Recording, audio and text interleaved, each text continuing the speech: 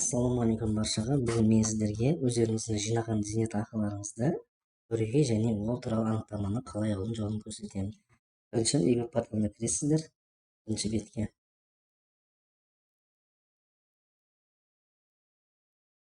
Екіншіден, мына жерде танымалық қызметтер деген жерде үшінші қатарды көріңіз. Үшінші қатардың үшінші нөмірі жазылған. Зейнетақы аударымдар туралы анықтаманы алу. Осыны басасыздар. Осыны басқаннан кейін мына жерде онлайн сұраныс болады.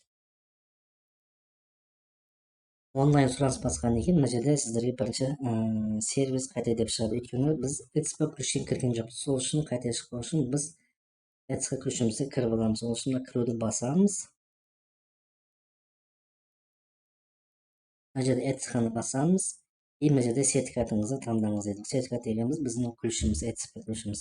ETS'қа күрішке кіреміз. Ауытқаны басамыз. И мына жерде өздеріңіздің құпия сөздеріңізді жазасыздар.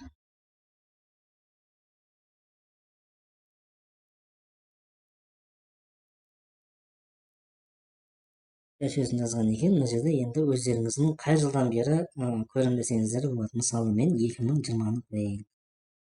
2020 жылы январьдың 1 деп таңдаймын.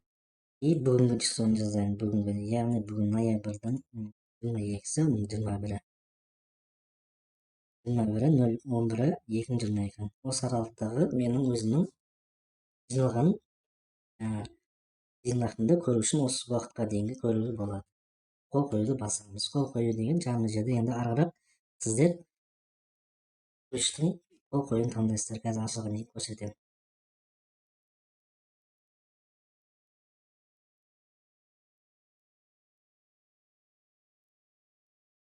Кішкене интернет слабый менде.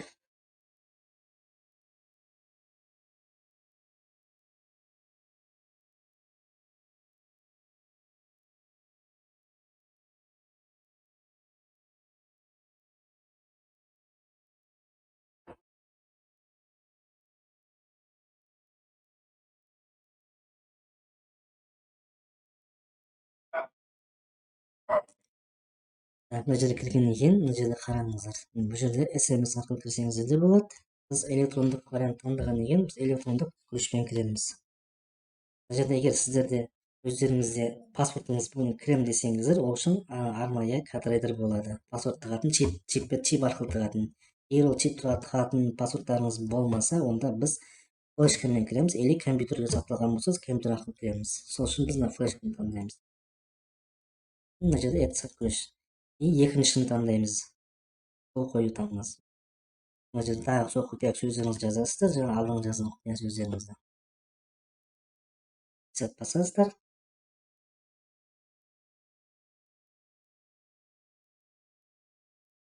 Кішкене күтеміз.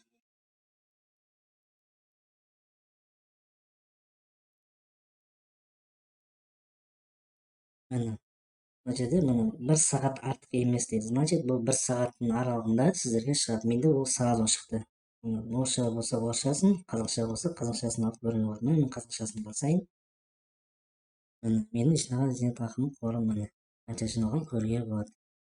Мен осы уақытқа жинағаным 1.819.528 деп. Мысал ретінде көрсетіп отырмын. Осыны сохранить деп компьютер сақтасаңыздар да болады. Жаңағы өздеріңіздің. Болмаса, Ctrl-мен Q-ны бассаңыздар, сразу принтермен шығарсаңыздар да болады. Мына жерде печат бассаңыздар, уже принтерден шыға береді. Рахмет, сау болыңыздар.